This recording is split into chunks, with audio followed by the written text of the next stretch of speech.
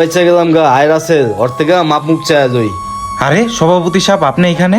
ও ভাই, তোমার ভাই যে এলাকার বড় গ্যাংস্টার, এটা তো আমি আগে জানতাম না ভাই। যাই হোক ভাই, আমার ভুল হয়েছে গা। আর ওই দোকানটা ভাই তোমারই থাক, ওই দোকানটা তুমিই করো ভাই। না ভাই, আমার ওই দোকান লাগবো না। আমি চিন্তা ভাবনা করছি আমি বাইরে চলে যাবো।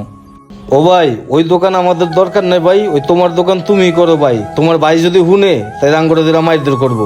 আরও ভাই, তুমি যদি বিদেশ যাও গা, তাই যদি তোমার বড় ভাই একটু কইও ভাই, আঙ্গুর উপরে যদি আর কোনো ঝড়ঝাপটা না আসে ভাই। আমার ভাইরে আমি বইলা দিছি যে এই বিষয়ে কোনো নাক গলাইতে না, তারপরও ভাই এই কাজটা করলো। আচ্ছা সভাপতি সাহেব, আপনি কোনো টেনশন করেন না, আমি আমার ভাইয়ের কাছে যা বিষয়টা আমি দেখতাছি।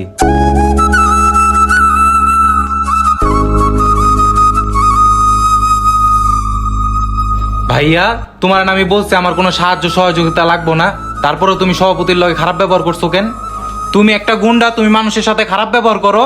এখন বাজারের সবাই কয় আমারে গুন্ডার ভাই। এই সমস্ত খারাপ অসৎ কাজ ছাইরা দাও ভাই, ভালো হও, এখনো সময় আছে। তোমার কারণে বাজারে মুখ দেখাইতে পারি না আমি ভাইয়া।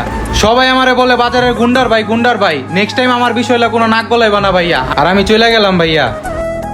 উস্তাদ, আপনার ভাই খেপে গেছে। খেপুক, ছোট ভাইদের অনেক ভালোবাসি, এই জন্য ওরে কিছু বললাম না। উস্তাদের বন্ধু আইলো, পাওনার টাকার চাপ দিয়া গেল। উস্তাদ আইলে উস্তাদ দিয়ে কই তুইব।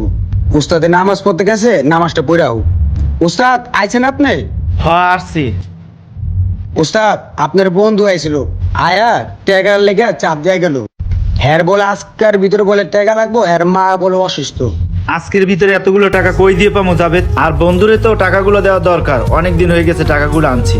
আজকে 5 বছর পর প্রবাস থেকে আসলাম, শুনলাম ভাইয়ের দোকানটা নাকি এই জায়গায়। ওই তো আমার ভাই। আরে উস্তাদ, ব্যাংকে তো টাকাও নেই, এতই টাকা আপনি দিবেন কেমনে? ভাইয়া, ভালোই তো পরিবর্তন করে লাইছো নিজেরে, বাহ। তুই এই 5 বছর পর কই থেকে আইলি?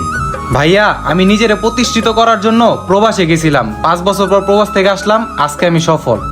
আর ভাইয়া, আমি দূর থেকে সবই শুনলাম। তুমি তোমার বন্ধুর থেকে কিসের টাকা আনছো ভাইয়া? দেখ ভাই, তুই বলছিলি যে অসৎ পথে টাকা ইনকাম করলে ওই টাকা থাকে না। তারপরে আমি সবকিছু ছাইরা দিয়া বন্ধুর কাছ থেকে টাকা নিয়ে এই দোকানটা নিছিলাম। আজকে বন্ধু আসছিল, বলছে ওর নাকি টাকা লাগবে, ওর মা নাকি অনেক অসুস্থ। ও হুট করে চাপ দিতেছে, ওর টাকাটা নাকি আজকেই লাগবে। ও এই কথা। ভাইয়া তুমি কোনো টেনশন করো না, আমি এই 5 বছরে অনেক ভালো টাকা ইনকাম করছি। ব্যবসা করার জন্য যত টাকা তুমি তোমার বন্ধুর থেকে নিছো, সব টাকা আমি পরিশোধ করে দিব।